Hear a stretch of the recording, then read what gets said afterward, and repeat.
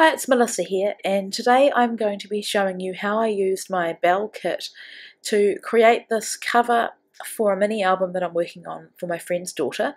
She turned 5 and I took several photos of her party, and she had cupcakes instead of one main cake, and so I thought Cupcake was a perfect icon to use for the mini album. And I'm going to show you how I created my own cut file on Silhouette Studio.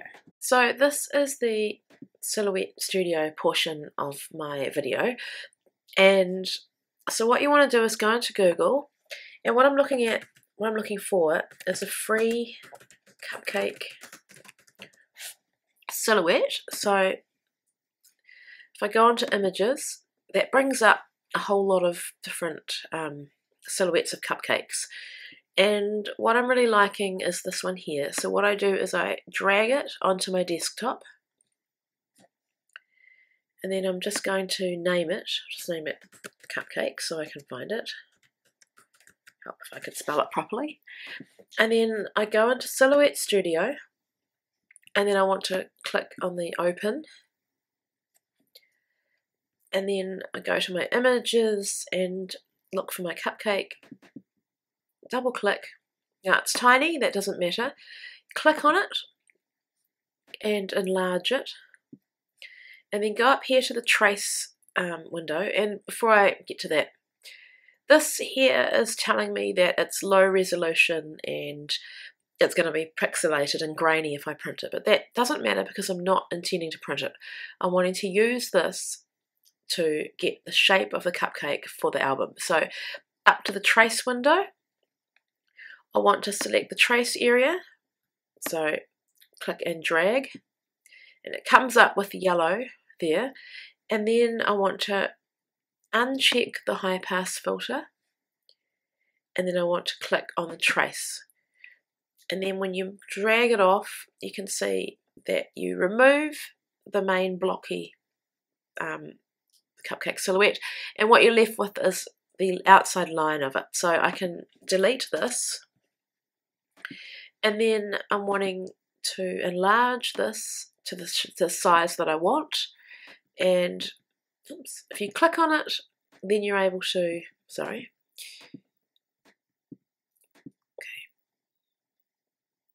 you're wanting to see the finger, not the arrow. So when you see the hands with the finger, that enables me to drag and position.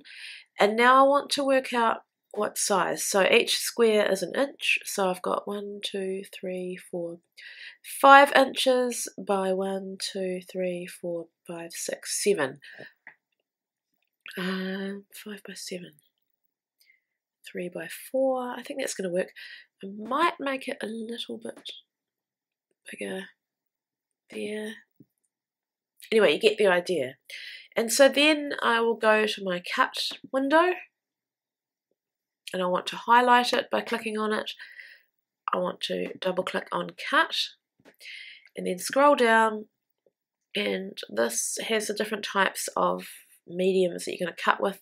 And I'm looking for textured cardstock because that's what I've decided to cut it in white.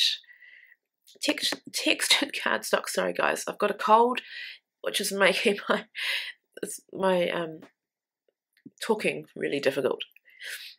And then normally, it's because I've played with this, the Silhouette Studio will set textured cardstock to 3, but I find for my silhouette, and I have a precision blade, that I need to put it to 5, which provides a deeper cut. And here you can change the speed. I probably could change it because it's a very simple cut, but I'm going to leave it like that.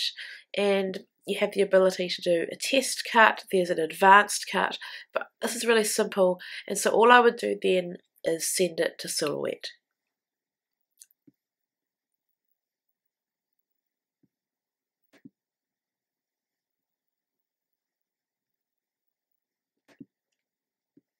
Okay, so here is the mat, and I've cut the cupcakes out, and I've actually cut 3 of them because I wanted to have a couple of extra. Now my mat is not very sticky, so rather than just buy a new one, I use washi tape, and I can extend the use or the life of my mat, and I'll keep using it until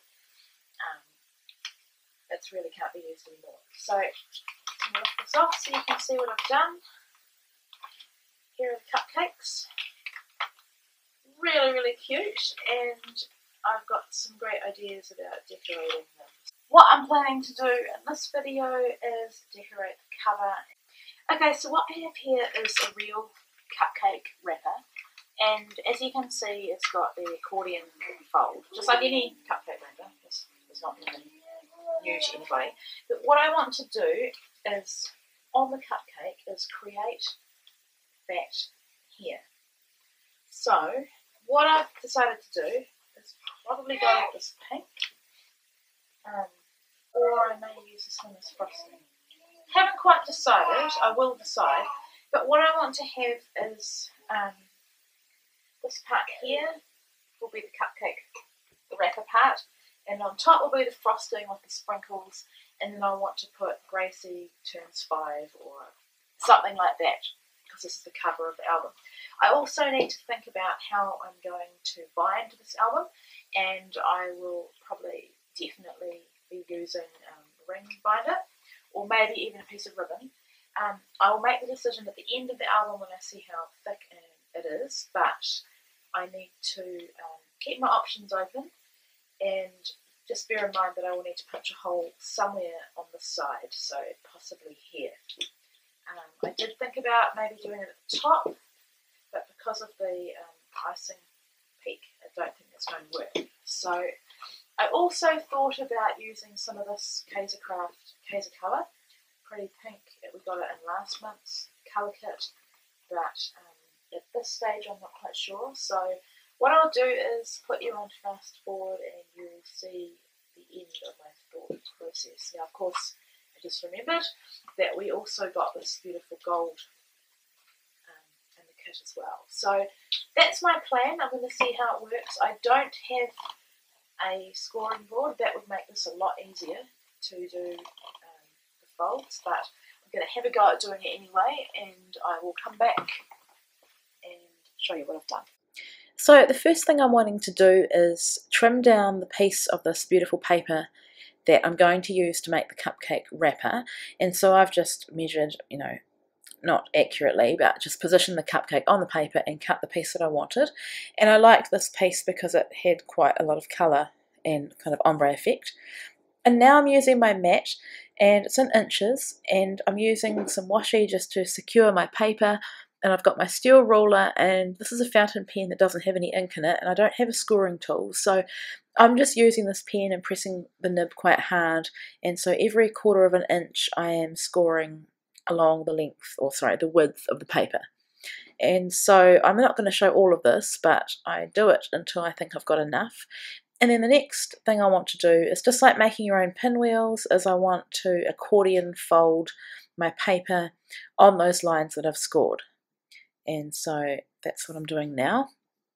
I found that using that fountain pen worked really well to get the lines, and it's just really easy to fold. And I wanted them to be even because a cupcake wrapper is very even. So just speeding that up to show you the process. And here it is all folded. And so I've got my cupcake, and now I'm working out exactly where I want it to be positioned. And because it's quite dimensional, I'm using some hot glue, which I don't use that often, but in an instance of a project like this, I definitely need to use hot glue. So working quite quickly to get the hot glue down, getting some good coverage, because I want the ridges of that accordion folded paper to sit into the hot glue and to stick. So positioning it. And at this stage I wasn't sure how it was going to go when I cut it. It's a bit scary, but I just waited till it was dry and then just went for it and trimmed away the excess, just using the edge of the cupcake as the guide. So I was really careful and hoping that I wouldn't stuff this up, because I really didn't want to have to start again. So then I needed to add some glue just to the edges, the bits that hadn't stuck down, just from where I've cut them away. And I'm just having to hold them down a little bit to get them to stick. And that is the finished wrapper part of the cupcake, and I'm really happy with how it turned out. So, I mean, when you have a vision in your head, it doesn't always work, but this time it did. So I pulled some of the sequins out of the Pretty Little kit, or Pretty Little pieces, and I'm using these thickers that come in the kit, and they are made for colouring. You could also use them just plain, but they've got a fabric on them, and I'm using one of the Kaisercraft iridescent sprays that we got in a past colour kit. I didn't want to use the orange that we got or the gold acrylic paint. I just thought this colour matched perfectly with what I was going for. And so I'm colouring them with my water brush, and I've put them aside to dry, and now that they're dry, here's a tip for you. If you are going to stick them onto your thickest packaging, they're going to stick so well that when you peel them up, you are going to remove the adhesive. But I don't mind that, because that means I can play around with the placement and not be concerned about them being stuck. So I just used some Tombow to stick them down once I was sure of where I wanted them. And a little bit of fabric there was stuck in the middle of the A, so I just trimmed that away. Now the dot on the eye did manage to come off, and it didn't need any extra adhesive. So just checking that there. And so that's got her name on it. And the final step was to stick down, or not final step on the icing was to stick down the sequins. And I haven't shown you that whole process because I find it boring to watch. And then I just got one of the ephemera pieces that's a heart, and then I got the sticker from last month's kit, which is a 5 because she had turned 5, and I have just put that on top of the heart, and then I'll be using my hot glue to glue it down. And all I did was add a circle punch for where I want the ring to go, and if you come back next week, I will be making the inside pages of the album. Thanks so much for looking.